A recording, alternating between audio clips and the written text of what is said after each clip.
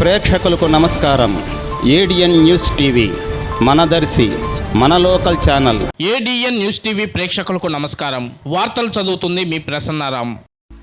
దర్శి నగర పంచాయతీ ఐసిడిఎస్ కార్యాలయం ఆవరణలో జరుగుతున్న అంగన్వాడీ కార్యకర్తల ధర్నా సోమవారం 28వ రోజుకు చేరింది. ఈ సందర్భంగా ధర్నాలో సిఐటియు దర్శి డివిజన్ నాయకులు తాండవ రంగారావు మాట్లాడుతూ, గతంలో నిత్యావసర వస్తువుల ధరలు తక్కువగా ఉండేవని, నేడు ఆ ధరలు ఆకాశాన్ని అందుతున్నాయని, సామాన్యుడు జీవించలేని పరిస్థితుల్లో ఈనాడు నెలకొన్నాయని ఆయన అన్నారు. తమ జీతాలు పెంచమని అంగన్వాడీ కార్యకర్తలు శాంతియుతంగా ధర్నాలు చేస్తుంటే రాష్ట్ర ముఖ్యమంత్రి వైఎస్ జగన్మోహన్ రెడ్డి అంగన్వాడీ కార్యకర్తలపై మెఫ్మా ఉత్తర్వులను ప్రవేశపెట్టడం దుర్మార్గమైన చర్య అని ఆయన ఆవేదన వ్యక్తం చేశారు. మెఫ్మా జీవోలను అంగన్వాడీ కార్యకర్తలపై ఉపయోగిస్తే ఉద్యమం చేస్తామని ఆయన ఈ సందర్భంగా హెచ్చరించారు. కనీస వేతనం 26,000 రూపాయలు ఇచ్చే వరకు ఉద్యమం కొనసాగుతుందని ఆయన ఉద్బోధించారు. ఈ కార్యక్రమంలో అంగన్వాడీ కార్యకర్తలు తదితరులు పాల్గొన్నారు.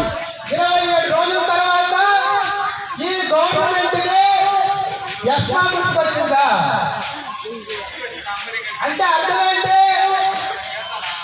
ఏదో నోట్ ఫామ్ ఉంది ఆడలేకంట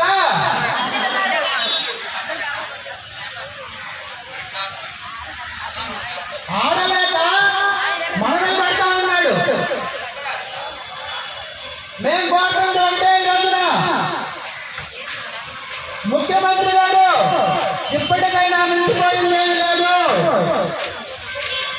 మీరు సానుకూలంగా మీరు చెప్పిన వాగ్దానాన్ని మీరే